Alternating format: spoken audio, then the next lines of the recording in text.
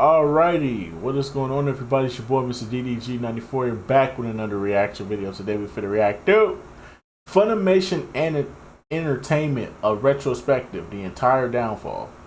This is by, I believe, Stage in Hands. I believe that's how you pronounce it. Let me see real quick. Yeah, Stage Hands In. Stage Hands In. That's how you pronounce this channel. But anyways, though, without further ado, man, we're gonna get right into this, man. This is Funimation. This would be the people behind Dragon Ball Z, and all the other, and a couple other animes and cartoons. But yeah, without further ado, man, let's get right into it.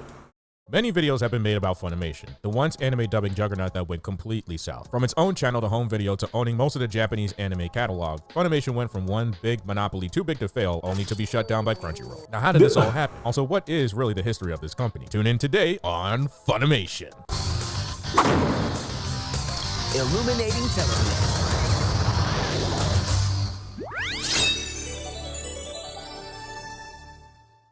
Funimation started out from a man with a fascination with anime. Gen Fukunaga, the main founder, would travel from Japan and live here in the States in Boca Raton, Florida. Yeah, the Tyrant King city. While pursuing degrees in electrical engineering and business, he would take a love for animation as it was a growing entertainment medium in Japan. While working for IBM in R&D budgets, Gen would go to his grandfather, Nagafumi Hori, who was the producer for Toei Animation. He would argue that the Western countries could benefit from understanding Japanese culture through the form of an entertainment medium like anime. During 1994, Nagafumi would then set up meetings with Toei Animation and pitch that US syndication would benefit from Japanese entertainment and distribution. Toei at the time had multiple catalogs that were successful. While this was going on, Gen needed a business partner. Gen would go to a friend at IBM, Daniel Kokenaga, an entrepreneur and investment-savvy man. The pitch to Daniel at the time was to make a company that can release Japanese animation to all of America. At that time, Daniel wasn't interested. However, considering the pitches and plans lined up with his grandfather, Daniel's tune drastically changes. He then sells his family's feed mill in Decatur, Texas.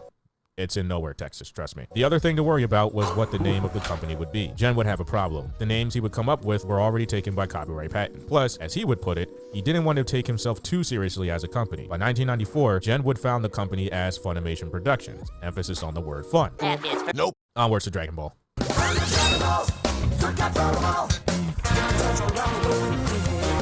At the time of conception, Dragon Ball was already a success in Japan by Toei Animation. The show would garner $30 million on international distribution. Gen believed that moving while the iron was hot was important at the time to make it a huge success. In 1989 to 1990, Harmony Gold USA was the first to release the dub in English for the States. Harmony Gold would also be responsible for not only changing scripts, but almost changing Goku's name to Zero. A movie which was 3 episodes and 2 movies compiled into one big motion picture was canceled due to American audiences rejecting it without hesitation in a test simulation. However, the show was doing good ratings even on Hawaii station Nippon Golden Network, which aired 6 a.m. on Tuesdays from 1992 to 94. Funimation by 1995 would acquire the Dragon Ball series as their first asset, as Gen would call it, the Japanese Mickey Mouse. Now, in my opinion, I would call it an alpha male cartoon soap opera. You know, like Young and the Restless, but with fist and power-ups. Not that I would know anything about the Young and the Restless. The show was then picked up by Ocean Productions and Josanne B. Lovick Productions to do voicing and scripts by commission. After 13 episodes, Dragon Ball was dropped by the fall of '95 for Dragon Ball Z.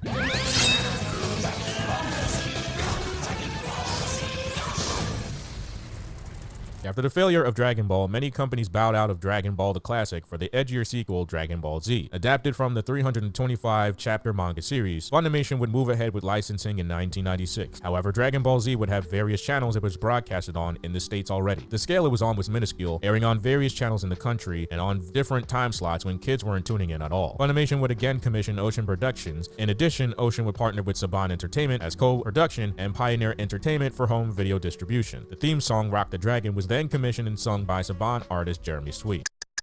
I make mistakes as a content creator, and I made this video not too long ago, if you remember it. It was the second greatest video on my channel. So I made an error regarding Ron Wasserman. Checking my sources over and over and over again, Ron denies any involvement with Rock the Dragon. Now, I have taken this into consideration, but there was some information that was leaked and saying that certain instrumentals and certain parts of his instrumentals were then used in Dragon Ball Z in certain episodes. Very confusing. I understand that. Dragon Ball Z would be cut down in length to get greenlit for airtime while being heavily edited for advertisers and to make it kid-friendly. For example, death scenes were replaced with sent to the next dimension. Dragon and wish Goku back to their dimension. It seems that Piccolo will be leaving this dimension soon, Popo. He'll be waiting at a bus stop somewhere in the next dimension. I want them all in the next dimension. September 13th, 1996 was when the show debuted and ratings would go through the roof. Albeit FCC and watchdog groups have raised many red flags to the show. Ultimately, it was Saban who in 1998 scaled down production after 2 seasons to work on more shows for Fox Kids and Fox Family Networks. Also, he was afraid of all the backlash on a show he didn't care about.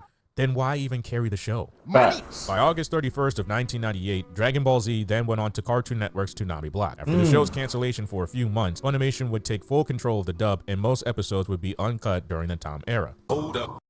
Now, did you guys know in 1999, Funimation Productions partnered with Chuck E. Cheese to make this VHS video called Chucky and the Galaxy 5000? It was released on October 5th, 1999. And if you don't remember it, well, it was this whole VHS you would get at your birthday party from Chuck E. Cheese as like a complimentary gift or something. Ew. And then it got released in Toys R Us months later. Now, if you guys don't remember it, maybe just look at this real quick. Oh, we could all get jobs. You know, I saw a help wanted sign down at the Chicken Palace. I don't think so. Galaxy.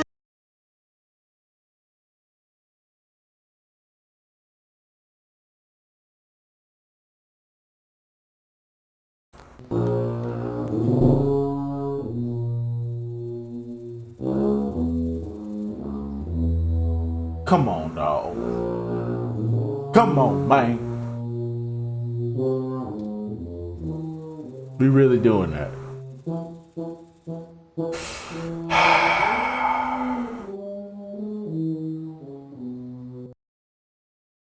For you, all the galaxies for me. The galaxies for you and me. How would you like to roost at our pod?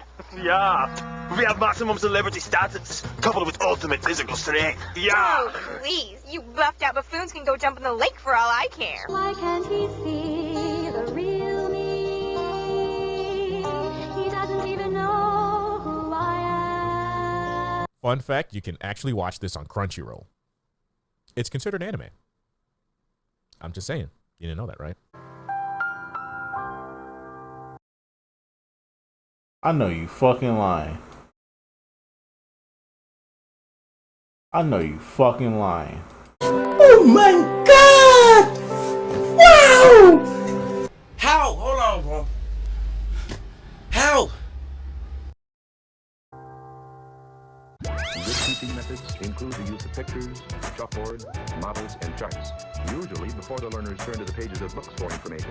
After the blow-up of the Dragon Ball series from the late 90s to the 2000s, Funimation would acquire more IPs such as Yu Yu Hakusho, Cowboy Bebop, Case Closed, Shin-Chan, just to name a few. Funimation and Olympusat would collaborate in 2005 to launch the Funimation channel. It would be considered by Funimation the first 24-hour anime network without the use of American blocks by Toonami, Kids WB, or Adult Swim, albeit Anime Network by AD Vision beat them by 3 years prior. Shows back in the heydays of the Funimation channel range from Negima, Revolutionary Girl Utna, Haringu, His and Her Circumstances, Kodocha, Beck Mongolian Chop Squad, Goated, Tekken Mio GXP, and some other IPs that were claimed under Funimation. The problem was too many reruns. Since most animes were only 26 episodes and got switched out whenever viewers got tired of watching it, the Funimation channel would leave a distaste in viewers wanting more from the channel. It didn't help that even retro anime was played ad nauseum. It got so bad, many cable carriers would discontinue it, all the while aiming to change up lineups on the block to more modern titles such as Moon Phase, School Rumble, Soul Eater, and Oran High School Host Club. Still receiving low ratings, it would ultimately shut down. On December 31st of 2015, Olympusat would drop out of the venture and move on to launch Toku, which would then replace the Funimation channel.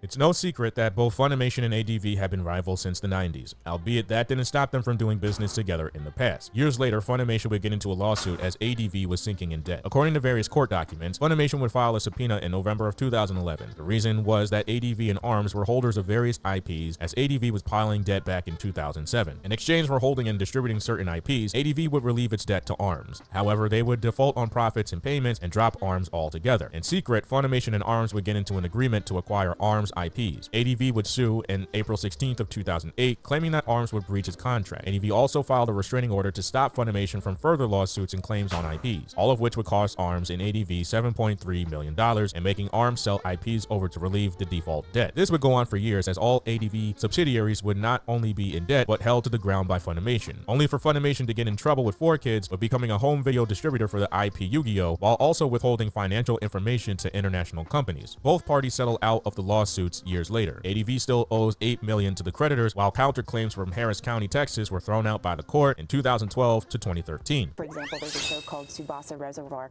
Chronicles, and I'm one of the leads, and my name does not appear on the box, but Vic Mignogna's name does. Funimation was always good at hiding its controversies, mainly due to the fact that during the beginning of dubbing, there were only 10 of the same voice actors. On top of that, these were fans of anime doing the voiceover work. However, many voice actors would come out against Funimation's working environment. During the 90s, Ben Daskin would point out during the beginning of the dubbing session recordings, there were no vocal protections, meaning if they blew out their vocal cords doing certain things like screaming, grunting, and other sound effects, that would be the end of their career. There were also no time limits on when to record. While on the Dragon Ball dubbing end, there were many recordings of homophobic and sexist dialogue by actors Son Schemmel and Chris Sabat, pushed under the rug until exposed by Nick Rikita. SAG-AFTRA would not get involved with anime as they would consider it a niche and not a big factor in the industry, considering the fact that anime itself was a growing billion-dollar industry being recorded by Hollywood at that time. Contracts and union regulations did not come into play until years later. Sure, there are some voice actors, people in the industry, they feel like it's necessary to try to undermine me. They make fun of me at panels and conventions. Vic Mignogna was well known in the Funimation Entertainment Company with franchises ranging from Dragon Ball to Sonic the Hedgehog. He was also in the Star Trek Continues movie. His career would then come to a screeching halt in the wake of the Me Too era. During January 2019, during the release of Dragon Ball Super Broly, many allegations ranging from SA, groping, and inappropriate behaviors have been made against the voice actor. Two more voice actors, Monica Ryle and Jamie Markai, would come to Twitter to speak out against Vic. Sony Pictures would then open an internal investigation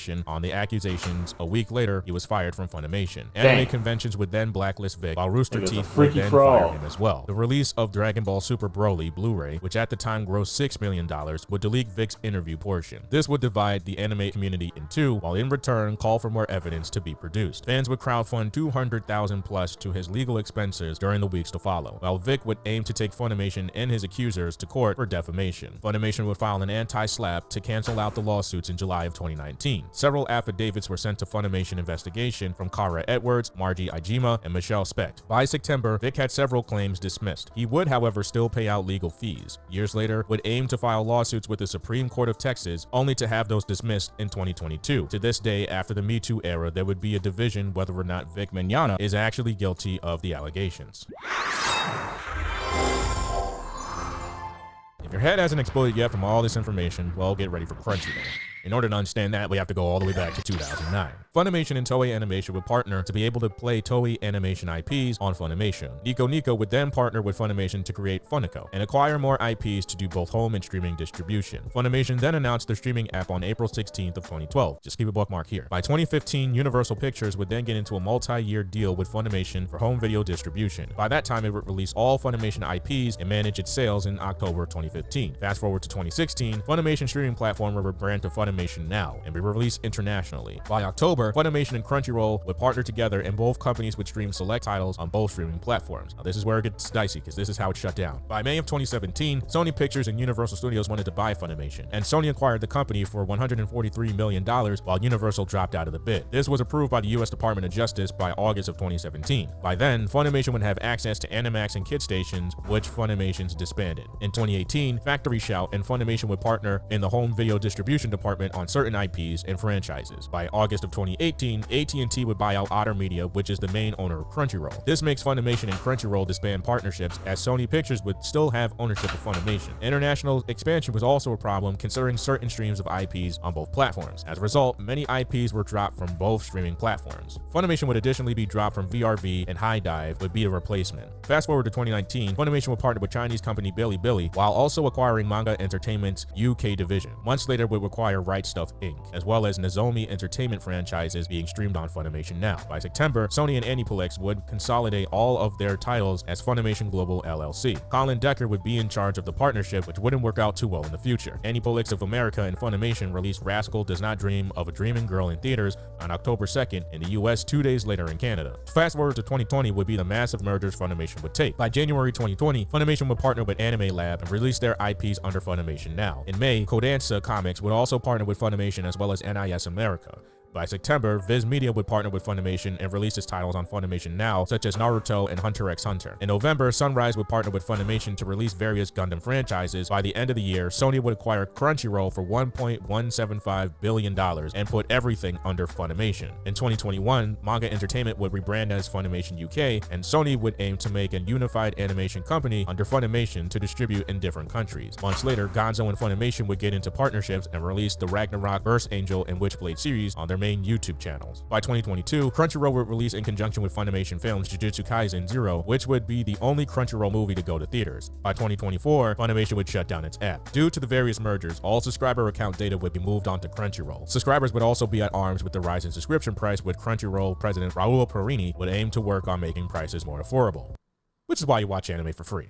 Funimation is in the toilet, with made too many mergers, bought out by its own competition, and reduced to being moved on to its partner company. While having back-end deals with various dubbing companies, it was only a matter of time before Funimation saw its fate. Anime fans from around the world have lost faith in Funimation, not only because of the scandals and constant merging, albeit companies like Aniplex and Viz Media have been ramping up major anime titles and making Funimation non-existent. With various ways to watch anime for free and have choice between sub and dub, having the Funimation app seems pointless to many people in trying times of paying for streaming services. While content-wise, outside of Dragon Ball and One Piece, Funimation has a lot of manga to anime shows that only saw 26 episodes and ended there. Now, for those of you who do like Beck Mongolian Chop Squad, unfortunately, the main author, Harold Sakuishi, he's not gonna do Beck Mongolian Chop Squad again. Although he's been out of the game for years, there's other problems with Beck Mongolian Chop Squad itself. The budget that it has, okay? You have to understand that the branding, the music licenses, even covers cost money,